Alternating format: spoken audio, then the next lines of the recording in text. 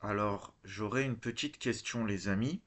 Avez-vous, pour vous venger d'un contentieux, d'un petit différend avec votre voisin, vidé vos poubelles chez lui? Non, parce que ça choque peut-être ce que je dis, hein, mais c'est exactement ce qu'a fait le roi Mohamed VI vis-à-vis de l'Espagne.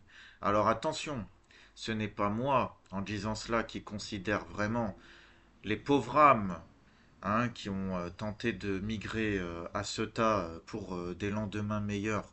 Ce n'est pas moi qui les qualifie d'ordures, mais c'est la façon dont le roi perçoit ses sujets. Car oui, les amis, les Marocains ne sont pas vraiment citoyens, ce sont des sujets du roi Mohamed VI. Un roi, sujet d'un roi, qui n'hésite pas à se servir de sa propre population comme d'une arme et utiliser la pression migratoire pour parvenir à ses fins vis-à-vis de ses voisins, notamment du Nord. Et oui, les amis, vous ne vous y êtes pas trompés, hein, vous l'aurez compris.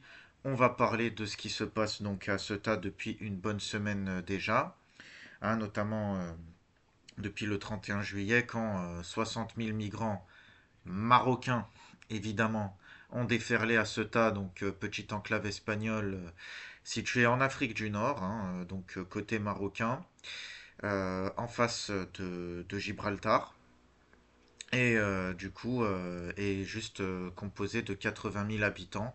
Donc on a eu 60 000 migrants directement qui ont déferlé sur une petite ville de 80 000 habitants. Donc on a plus des deux tiers de migrants qui déferlent comme ça d'un coup. Enfin bon bref, c'était c'était un truc de malade quoi. Et donc on va voir aussi les enjeux qui se cachent derrière cet événement. Pourquoi ça arrive maintenant? Et donc c'est parti, mais juste avant, évidemment, je te demanderai de liker, de partager, de t'abonner aussi, si tu veux plus de contenu.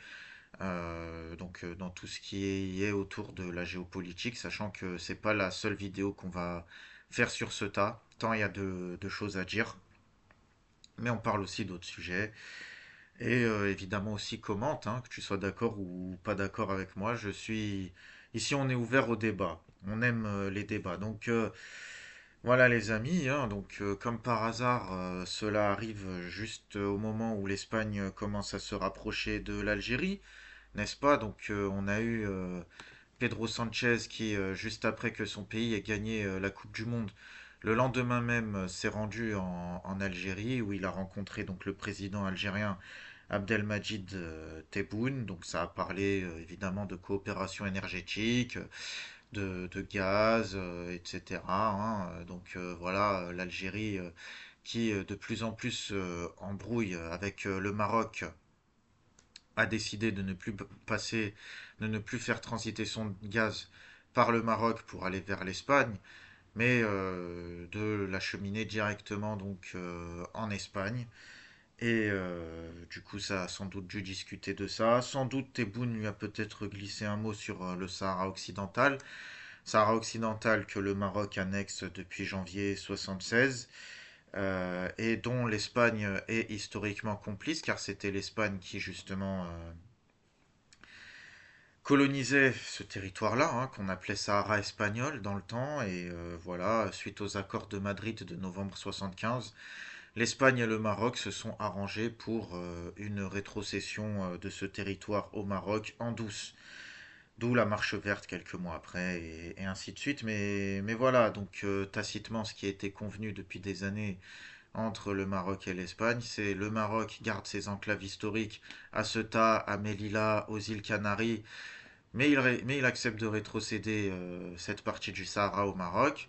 Et voilà comment les deux se sont entendus. Mais le Maroc qui a les yeux plus gros que le ventre, n'a de cesse d'affirmer ses prétentions y compris sur les enclaves espagnoles, qui sont espagnoles depuis des siècles, hein. J'entends ici et là que voilà, c'est un héritage colonial, pas vraiment, hein. La colonisation, c'est 19e, 20e siècle. L'Espagne est présente sur ces enclaves-là depuis les 15e, 16e siècles. Donc bon voilà, c'est juste pour dire tout ça. Euh, Cela, donc, voilà, ces relations, ces accords, la menace de l'utilisation de l'arme migratoire par le Maroc, notamment en 2021, où il y avait déjà eu une crise migratoire à Ceuta, où c'était une vague de 8 à 10 000 migrants marocains qui ont déferlé donc, sur Ceuta à l'époque, et non pas 60 000 comme il y a une semaine de cela. Donc toutes ces choses-là ont conduit le Maroc, non pardon, ont conduit l'Espagne à reconnaître officiellement la marocanité du Sahara occidental en 2022. Maintenant, la différence avec 2021, entre la crise de 2021 et celle d'aujourd'hui, c'est que on n'a pas vraiment de revendication officielle aujourd'hui, contrairement à 2021 où le Maroc a clairement affirmé, voilà, que oui, on utilise les migrants. Enfin, ils l'ont pas dit, ils l'ont pas formulé comme ça, mais on a bien, on a bien compris le message.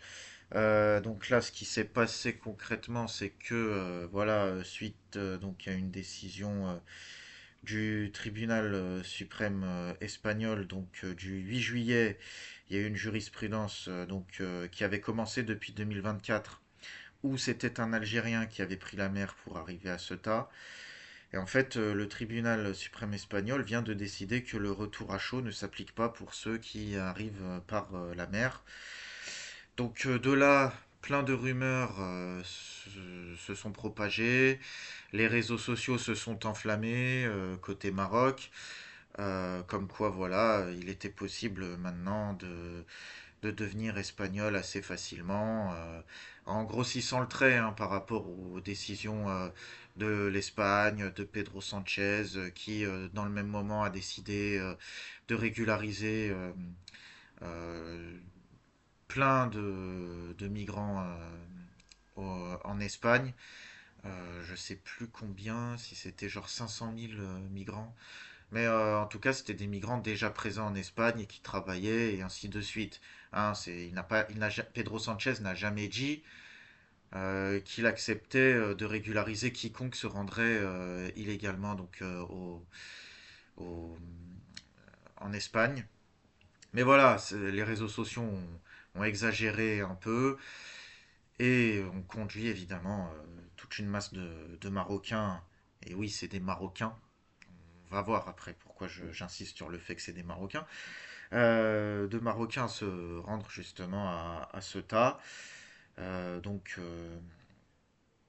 ça arrive aussi au moment où, voilà, quelques mois après que Trump avait implicitement menacé l'Espagne d'isolement vis-à-vis de l'OTAN, de Schengen, donc par rapport à la guerre en Iran, où Pedro Sanchez a eu quand même des positions courageuses, où il a décidé de ne pas laisser son pays à la botte des États-Unis, où voilà, Pedro Sanchez affirme aussi depuis des années son soutien à la cause palestinienne.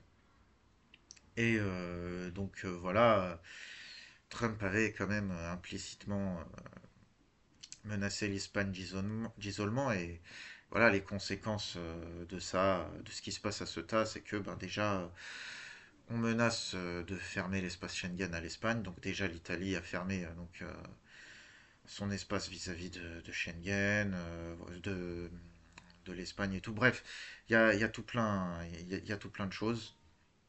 Et c'est ce que je disais, en fait, il y a plein d'enjeux cachés. On a vraiment plusieurs enjeux en un seul qui se recoupent. Et justement, moi, il y a le traitement médiatique, en fait, notamment donc, de la droite française, qui me fait donc un peu rigoler. Hein, donc, qui reprend, en fait, justement, la propagande marocaine selon laquelle, soi-disant, il y avait 60% d'Algériens parmi les migrants, les migrants marocains.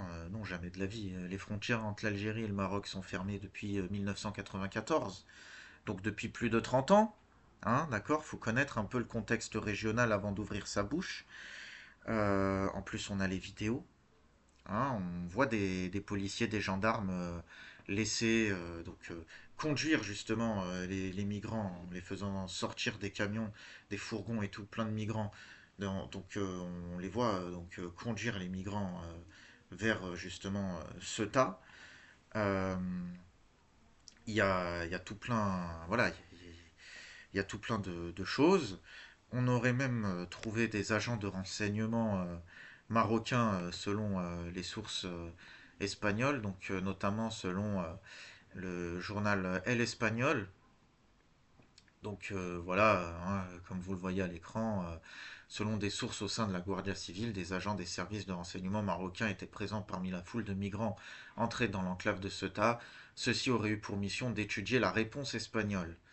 On ne sait pas si ces agents ont depuis été refoulés ou arrêtés, mais la responsabilité de Rabat semble de plus en plus probable dans cette crise qui a effrayé les Européens. Sans blague. Sans blague. Bref. En tout cas, voilà. La droite française et européenne de manière générale en profite pour critiquer Pedro Sanchez, hein, évidemment gouvernement de gauche, qui accepte, oui, de régulariser des migrants, mais qui étaient déjà présents dans son pays, hein. Pas d'accueillir toute une nouvelle vague de 60 000 personnes, de 60 000 Marocains, comme ça. Non, non, Pedro Sanchez n'a jamais dit ça. Non, non, non. Et du coup, voilà, on l'accuse de laxisme, on critique sa politique de gauche et tout, mais sans jamais nommer le droit du Maroc, hein. C'est ça qui est très très très très très marrant. On ne rejette jamais la responsabilité sur le roi du Maroc dans les sources de droite, là, chez CNews et compagnie. Non.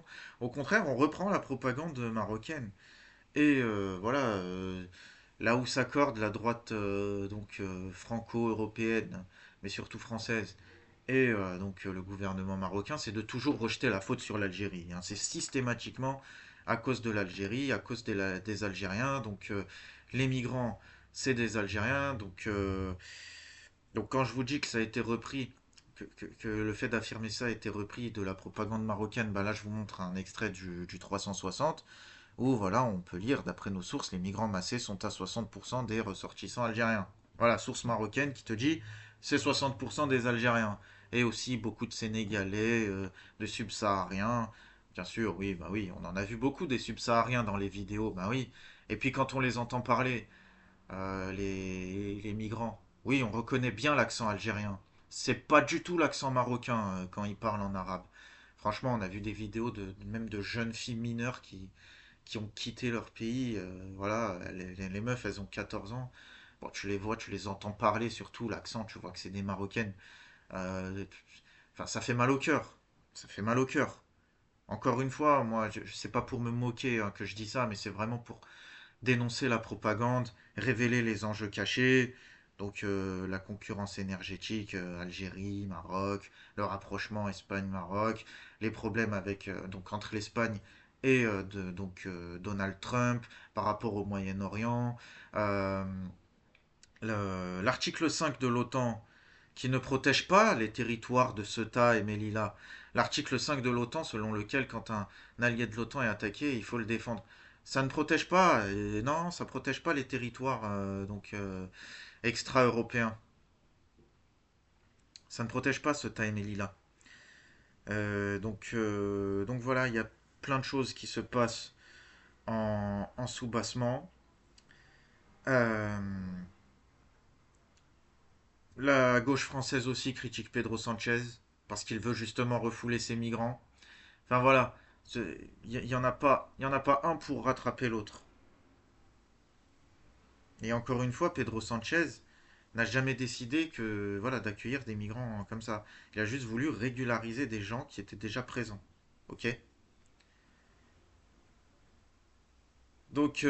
Voilà, faut bien se rendre compte que l'isolement diplomatique de l'Espagne est souhaité par Washington et Tel Aviv. Qui se servent de leur allié marocain, qui lui aussi a un intérêt à agir ainsi parce que voilà, il se venge du rapprochement entre l'Espagne Donc l'Algérie, en fait, voilà, il y a tout ça qui se passe en même temps, hein, sachant que le Maroc, voilà, euh, s'appuie sur les États-Unis maintenant voilà, de Trump pour justement affirmer sa position au Sahara occidental, euh, en échange de quoi il s'avère être le premier allié d'Israël dans le monde arabe. Il a normalisé avec Israël lors du premier mandat de Donald Trump. Euh, et on a même désormais une autoroute au nom de Donald Trump au Maroc. Voilà, ça s'est décidé récemment. Ce que je peux dire en conclusion, ben, c'est que l'Espagne est désormais avertie. Moi, je pense que désormais, si on peut voir le verre à moitié plein côté espagnol, c'est que l'effet de surprise n'existe plus. L'Espagne est avertie.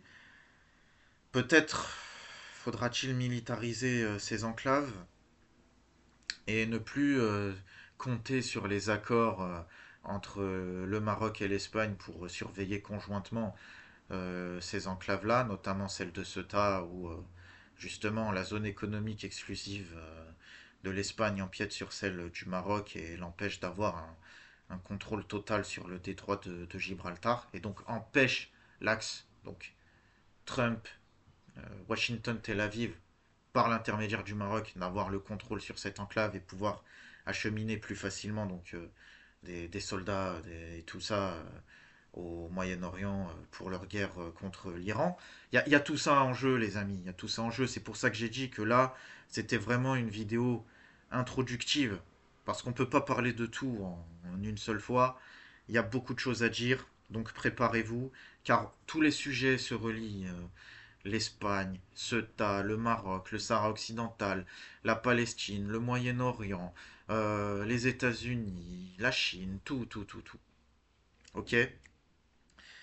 Et j'ai envie de dire donc à mes amis espagnols que peut-être que la suite logique de cette marche dans l'anti-impérialisme, dans l'affirmation de la souveraineté aussi européenne, espagnole, etc., bah, ce sera peut-être aussi la reconnaissance bah, du droit au Sahara occidental à disposer de lui-même. Hein, c'est la suite logique, puisqu'on reconnaît le droit des peuples à disposer d'eux-mêmes, puisqu'on reconnaît le droit de la Palestine à disposer d'elle-même, on doit reconnaître aussi le droit du Sahara occidental à disposer de lui-même. Ce serait l'aboutissement logique. Donc voilà, l'Espagne pourrait être conduite à aller plus encore dans cette voie. Je vous remercie de m'avoir écouté. Encore une fois, likez, partagez, abonnez-vous, commentez, que vous soyez d'accord ou pas. Comme vous le savez, on aime le débat. Et puis aussi, bah, je vous invite à écouter mes autres podcasts, notamment si vous voulez retrouver, me retrouver et écouter ce que j'avais à dire sur l'affaire Christophe Glaise, entre l'Algérie et la France, ainsi que les déclarations de Zizou, ben, vous pouvez. Allez, à la prochaine. Ciao.